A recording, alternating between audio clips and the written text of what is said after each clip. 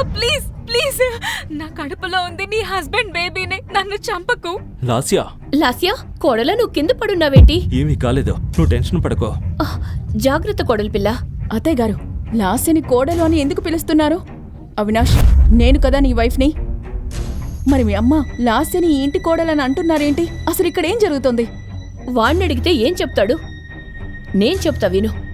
నువ్వు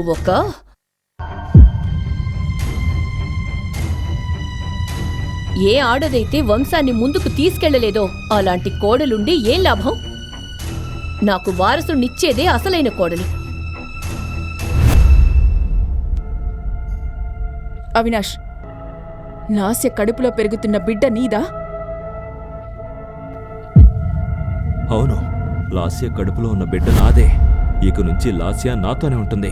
నేను నీకు డైవర్స్ ఇస్తున్నా. అవినాష్ మాటలు విని తన మనసు ముక్కలైపోయింది. తన సొంత చెల్లెలే తనకు సవతిగా మారింది. కేవలం ఆమె తల్లి కాలేకపోయిందనే కారణంతో తన హస్బెండ్ ఆమెను గెంటేయాలని చూస్తున్నాడు. నీకసలు సిగ్గుందా? నీ సొంత అక్క కాపురం కూల్చుతున్నావు.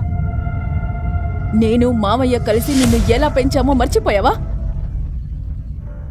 నీ స్టడీస్ కోసం, మంచి ఫ్యూచర్ కోసం నేను నిన్ను ఫారెన్ పంపాను. నీకోసం నా లైఫ్నే పణంగా పెట్టాను. కానీ నువ్వు నా కాపురాన్ని కూల్చేస్తున్నావా? నా మీద అంత కన్సర్న్ చూపించడం ఆపేయి. ఇవన్నీ చేయమని నేను నిన్ను అడిగానా? పెద్ద త్యాగమూర్తిలా నటించడం ఆపు. ఇక అమ్మా నాన్నలు చేసింది అది వారి బాధ్యత మాత్రమే. అసలే నా తల పగిలిపోతుంది. ఈ మెలో డ్రామా ఆపు. డ్రామా ఆపు, ఎక్కువైంది. ఇకపై లాస్య అని టెన్షన్ పడితే నేనేం చేస్తానో తెలీదు.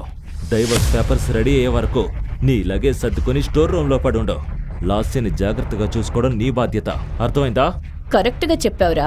నువ్వు చెప్పింది నిజం. మన వంశాన్ని నిలబెట్టబోయే ఈ కొత్త కోడలి సేవలో ఎలాంటి లోపం జరగకూడదని ఈమెకు గట్టిగా చెప్పు. లేదంటే నేను ఈమెను వదిలిపెట్టను. ఒక ఆడదానివయ్యుండే మరొక ఆడదాని గురించి ఇంత దారుణంగా ఎలా మాట్లాడుతున్నావు? నాకు పిల్లలు పుట్టరు అంటే IVF లాంటి చాలా ట్రీట్మెంట్స్ ఉన్నాయి కదా. దీనికోసం నా కాపురాన్ని ముక్కలు చేయాల్సిన అవసరం లేదు. అత్తయ్య, ఇప్పుడు నేను అదే దేవుణ్ణి కోరుకుంటున్నాను. లాస్య ఏ వారసుడి గురించి అయితే కలలు కంటుందో ఆ కల ఎప్పటికీ నిజం కాకూడదని కోరుకుంటున్నాను. చాలు, ఇంకొక్క మాట మాట్లాడినా నీ లగేజ్ సర్దుకొని వెంటనే సర్వెంట్ రూమ్కి పో. అర్థమైందా? అవినాష్, నేను నీ వైఫ్ని. అది డైవర్స్ వచ్చేంత వరకే. మనం వెళ్దాం. పద మమ్మీ. అవినాష్ అన్వితను పట్టించుకోకుండా అక్కడి నుంచి వెళ్ళిపోతాడు. చిన్నప్పటి నుండి అన్విత చాలా శాంత స్వభావం కలది. ఆమె తల్లి చాలా కాలం క్రితమే చనిపోయింది. కానీ అన్విత మావయ్య ఆమెకు ఎప్పుడూ తల్లి లేని లోటు తెలియకుండా చూసుకున్నారు. ఒక చిన్న గదిలో ఎంతో పేదరికంలో ఆమె తన బాల్యాన్ని గడిపింది. మావయ్య కూతురైన లాస్య చదువుకు ఎలాంటి ఇబ్బంది కలగకూడదని అన్విత తన చదువును కూడా వదులుకుంది. కానీ లాస్య మాత్రం ఎప్పుడూ అన్వితను తక్కువ చేసి మాట్లాడడం, అవమానించడం చేసేది. ఇప్పుడు అన్విత జీవితంలో విషం నింపడానికి ఆమె భర్తను పెళ్లి చేసుకోకుండానే లాస్య అదే ఇంట్లో ఉంటూ కుట్రలు చేస్తోంది. అవమానాలతోనే అన్విత రోజు మొదలవుతూ వస్తోంది. అవినాష్ బేబీ, అవినాష్ బేబీ, నాకు గొంతు ఎండిపోతోంది. అన్విత, వెళ్ళి లాస్యకి జ్యూస్ తీసుకురా. అన్వితకు లాస్యని చితకబాదాలనిపించినా ఆమె ప్రెగ్నెన్సీ మరియు అవినాష్ కోపం గురించి ఆలోచించి సైలెంట్గా కిచెన్లోకి వెళ్ళింది.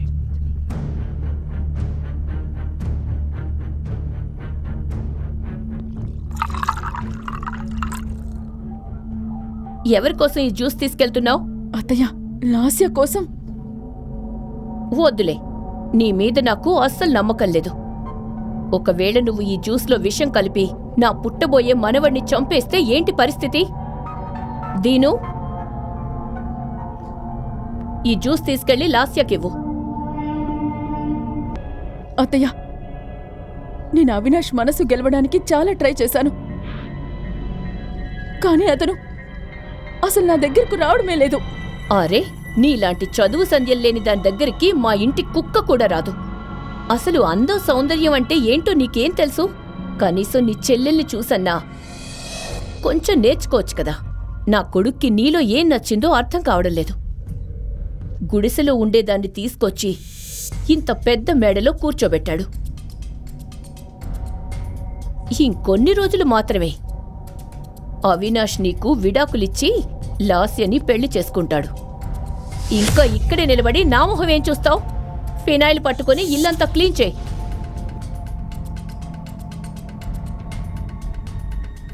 ఇల్లంతా క్లీన్ చేసిన తర్వాత అవినాష్తో మాట్లాడే ఛాన్స్ కోసం అన్విత రూంలోకి వెళుతుంది. కానీ అక్కడ అవినాష్ లాస్య హ్యాండ్పై ముద్దు పెట్టుకుంటూ ఉండడం చూసి అన్విత కళ్లల్లో నీళ్లు తిరుగుతాయి. అయినా ధైర్యం తెచ్చుకొని అన్విత ఇలా అంటుంది. అవినాష్, మన మధ్య ఉన్న సీక్రెట్ నీకు బాగా తెలుసు. అదంతా తెలిసి కూడా నువ్వు లాస్యని ఎందుకు పెళ్లి చేసుకుంటున్నావు?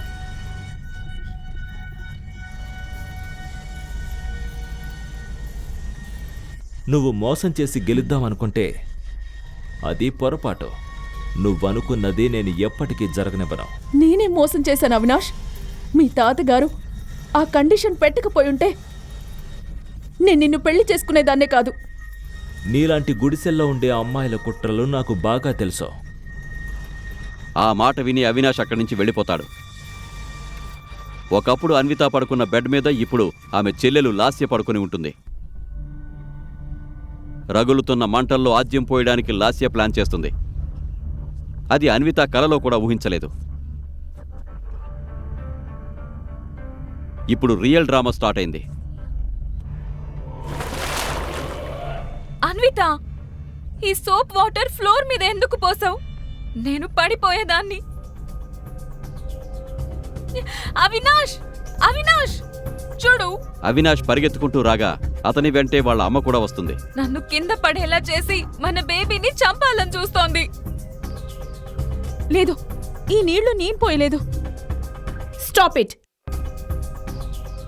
అమ్మా,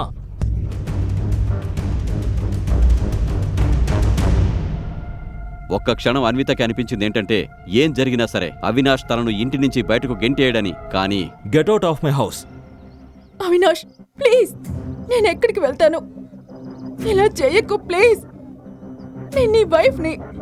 ప్లీజ్ నాకు ఇలా అన్యాయం చేయకు. నేను నీతో పాటు ఉంటాను. ప్లీజ్ నన్ను ఇంటి నుండి బయటికి పంపకు. Please please please please. నేను ఇప్పుడు ఎక్కడికి వెళ్ళాలి?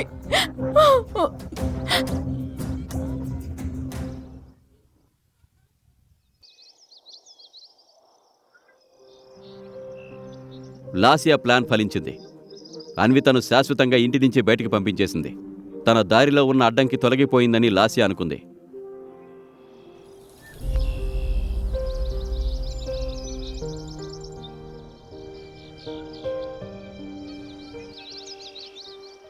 సరిగ్గా అదే సమయంలో ఒక కారు హార్న్ మోగడంతో అవినాష్, భారతి ఇద్దరూ బయటకు చూశారు.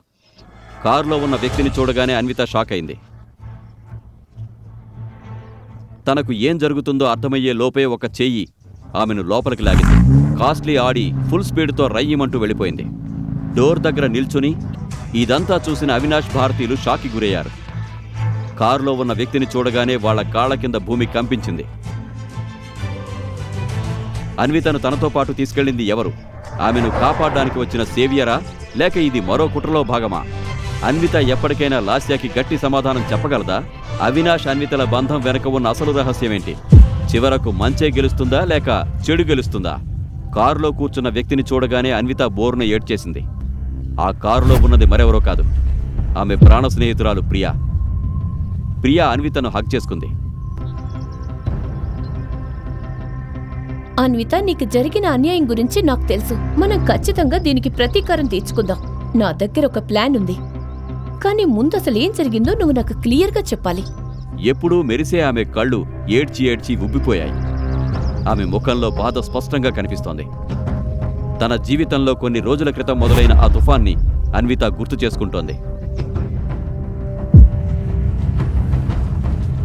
నేనెప్పటికీ అమ్మను కాలేనా? ఒక బిడ్డకు జన్మనిస్తాననే కండిషన్తోనే కదా నా పెళ్లి జరిగింది. ఆమె చేతిలో నుండి మెడికల్ రిపోర్ట్స్ జారిపడ్డాయి. ఒక్క క్షణంలో ఆమె జీవితంలోని సంతోషాలన్నీ దుఃఖ సాగరంలో కలిసిపోయాయి. నాకు ఫస్ట్ నుంచే డౌట్ లోపం నీలోనే ఉందని.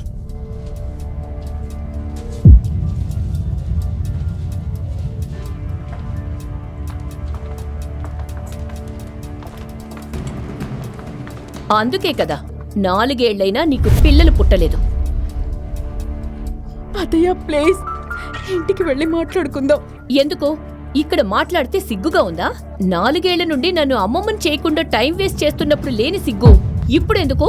నువ్వు మా ఫ్యామిలీలో అడుగు పెట్టినప్పటి నుండి మాకంత దురదృష్టమే. అన్విత తన అత్తయ్య మాటల్ని భరిస్తూ ఉండగా సరిగ్గా అప్పుడే ఆ హాస్పిటల్ కారిడార్లో ఆమె భర్త అవినాష్ని చూసింది. అవినాష్, అవినాష్! అన్వితను పక్కకి నెట్టేసి అవినాష్ ఉత్సాహంగా తన తల్లి దగ్గరకు వెళ్లి ఇలా అన్నాడు. అమ్మా, రిపోర్ట్ పాజిటివ్. అన్విత అత్తయ్య ముఖంలో కోపం క్షణాల్లో ఆనందంగా మారిపోయింది. మాత అమ్మ దయ వల్ల నా కల నిజం కాబోతోంది. అన్విత తన భర్త అత్తయ్య ప్రవర్తనలో వచ్చిన ఈ మార్పును చూసి అయోమయంలో పడిపోతుంది.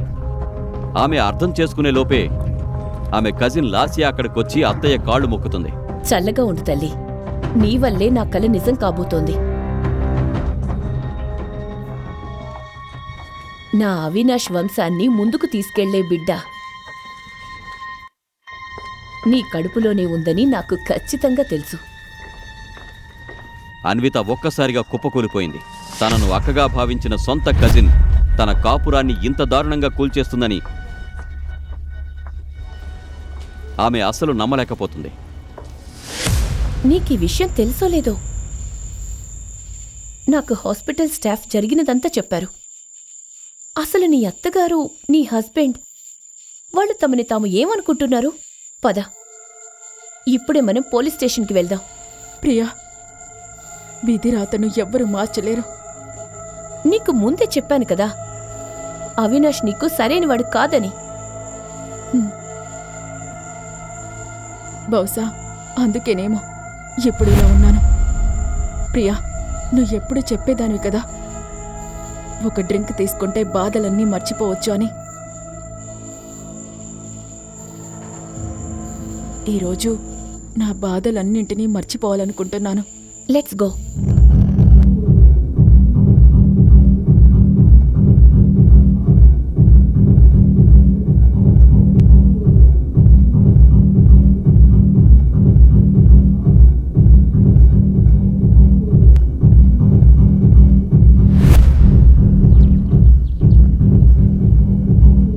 బాలేదా? అక్క ప్లీజ్ ప్లీజ్, నా కడుపులో ఉంది నీ హస్బెండ్ బేబీని, నన్ను చంపొద్దు. నాకు డైవర్స్ కావాలి.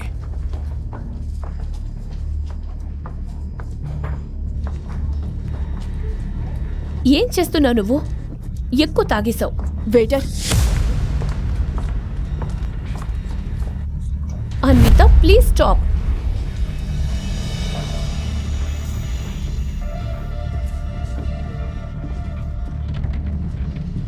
వెయిటర్, అన్విత,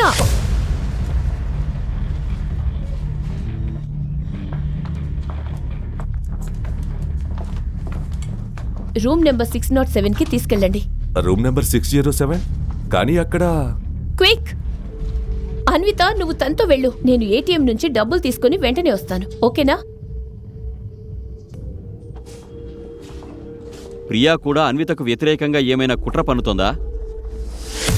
ఆ రాత్రి అన్విత మత్తులో మునిగిపోయి తడబడుతూ నడుస్తోంది. మత్తులో ఉన్న అన్విత ప్రియా చెప్పిన రూమ్కు వెళ్ళింది. ఆ రూంలోకి వెళ్లగానే ఆమెకు ఏదో వింతగా అనిపించింది.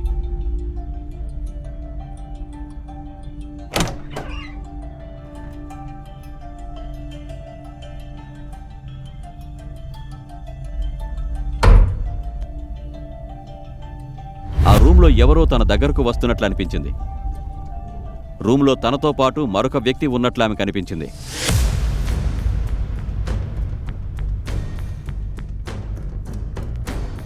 అన్వితకు ఒక నీడ తన వైపుకు వస్తున్నట్లు అనిపించింది.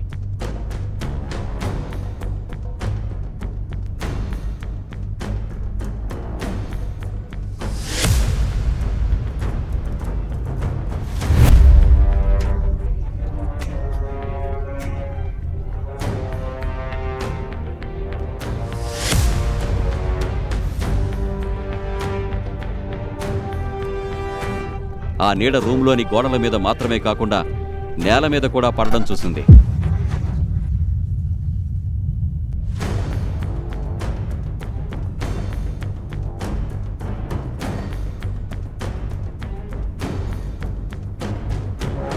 అన్విత భయంతో స్పృహ తప్పి పడిపోయింది.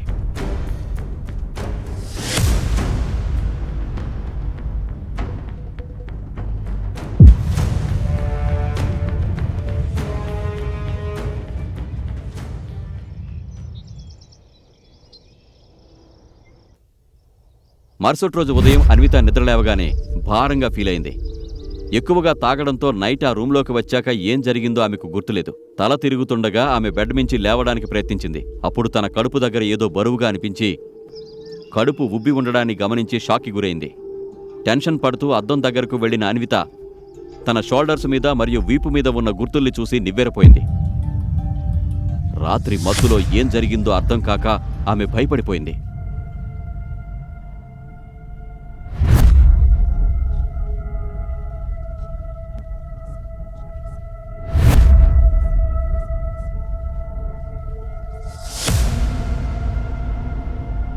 నా పొట్ట ఎందుకిలా ఉబ్బింది?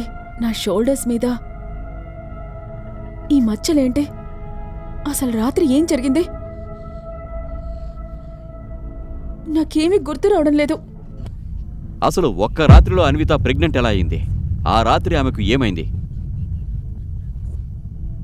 ఆమె షోల్డర్స్ పై ఉన్న ఆ వింత మార్క్స్ ఏంటి? ప్రియా కూడా ఈ కుట్రలో భాగమేనా? అన్విత ఎంత ఆలోచించినా ఆ రాత్రి జరిగిన విషయాలేమీ ఆమెకు గుర్తుకు రాలేదు. నా ఫోన్ అన్విత తన ఫోన్ని చెక్ చేయగా ప్రియ నుంచి 45 మిస్డ్ కాల్స్ ఉన్నాయి. వెంటనే ఆమె ఫోన్ మళ్లీ మోగింది. అన్విత, ఎక్కడున్నావు నువ్వు? నైట్ నుండి నిన్ను వెతుకుతున్నాను. నేను హోటల్ రూమ్లో. 1 మినిట్, రూమ్ నెంబర్ చెక్ చేసి చెప్పు. 607. Okay, fine. రూమ్ నెంబర్ 607 అని వినగానే ప్రియా ఊపిరి పీల్చుకుంది. పరుగు పరుగున అన్విత ఉన్న రూమ్కి వెళ్ళింది.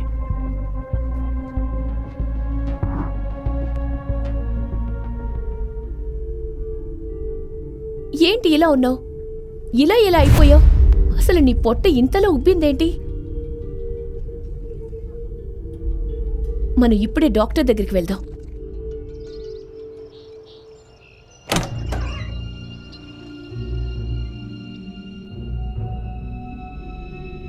రిపోర్ట్లు వచ్చాయి.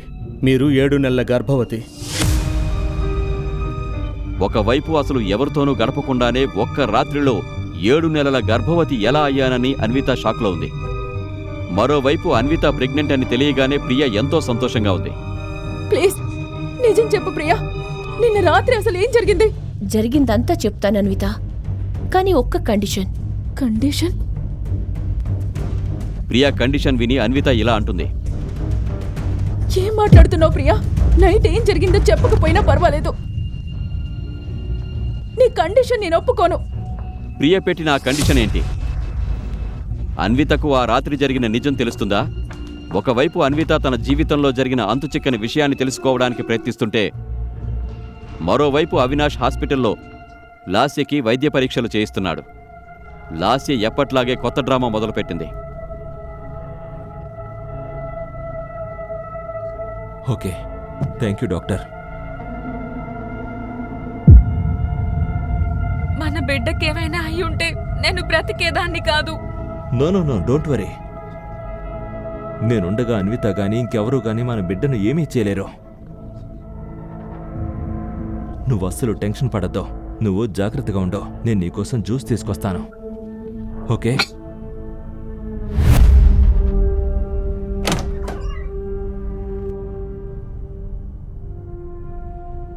ఇప్పటి వరకు ఫోటోలు ఎందుకు రాలేదు?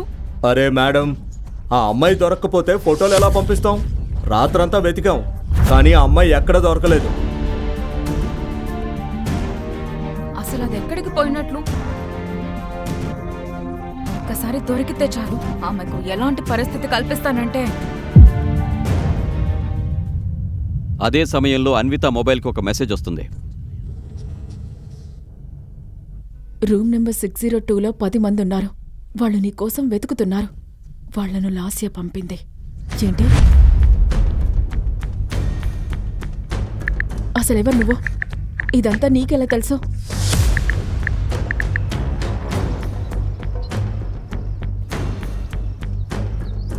నిన్న రాత్రి నీతో ఉన్నది నేనే.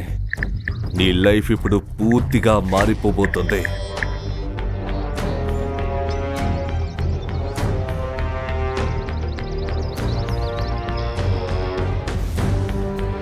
నీకు నిన్న రాత్రి ఏం జరిగిందో తెలుసా?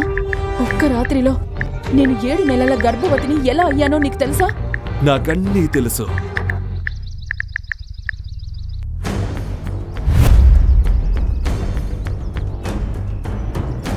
నేను నిన్న రాత్రి నీతో ఏం చెప్పానో దానికి నువ్వు రెడీగా ఉంటే నాకు కాల్ చేయి. బాగా ఆలోచించు. డెసిషన్ నీదే. నీకు జరిగిన అన్యాయానికి నేను ప్రతీకారం తీర్చుకుంటాను.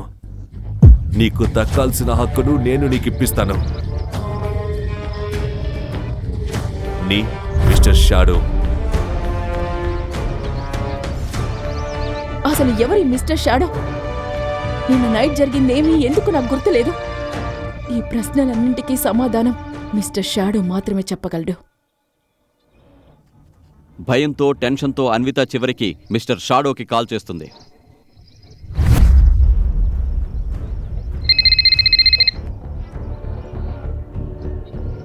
హలో అన్విత, నువ్వు తప్పకుండా కాల్ చేస్తావని నాకు తెలుసు. చెప్పు, ఏం నిర్ణయించుకున్నావు? ఎవరు నువ్వు? నా దగ్గర నుండి ఏం ఆశిస్తున్నావు? నా లైఫ్లో జరిగిన వాటికి నువ్వెందుకు రివెంజ్ తీర్చుకోవాలనుకుంటున్నావు? నేను నీ స్నేహితున్నో లేక శత్రువునో కాలమే చెబుతోంది. కానీ ఒక్కటి గుర్తుంచుకో, ప్రస్తుతం నీకు శత్రువులైన ప్రతి ఒక్కరూ నాకు శత్రువులే. నీకు జరిగిన అన్యాయానికి ప్రతీకారం తీర్చుకునే వరకు నేను నిన్ను వదిలిపెట్టను. అసలు ఎవరే మిస్టర్ షాడో? అన్విత నుండి అతను ఏం ఆశిస్తున్నాడు? ఆమెకు జరిగిన అన్యాయానికి అతను ఎందుకు ప్రతీకారం తీర్చుకోవాలనుకుంటున్నాడు? ఆ రాత్రి అన్వితకు అసలు ఏం జరిగింది?